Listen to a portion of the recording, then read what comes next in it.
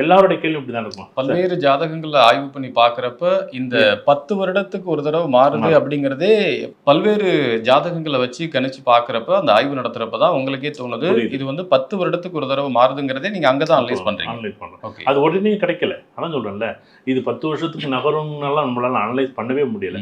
ஆனா என்னமோ ஒன்று இருக்கு, அதுதான் மட்டும் தான் ஃபர்ஸ்ட் ஆரம்பிக்கும் போது என்னமோ ஒன்று இருக்கு. ஆனா எனக்கு மட்டும் அது வந்து ஏன் ஜாதகத்துக்கு மட்டும் பொருந்துற மாதிரி அந்த விஷயங்கள்.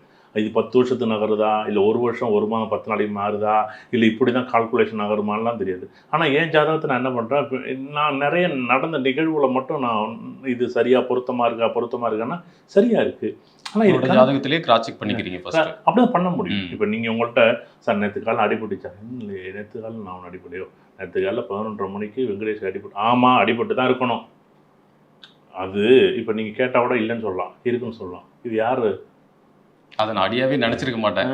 அடியாக நினச்சிருக்கோம். கரெக்டு. இல்லை சார் நேற்று காலையில் நீ 11:30 மணிக்கு கீழே ஒரு பொருளை போட்டு உடைச்சிருப்பீங்க. நேற்று காலையில் நீ 11:30 மணிக்கு ஒரு பொருளை போட்டு கீழே விழுந்துருவோம் உங்கள் கையிலேருந்து.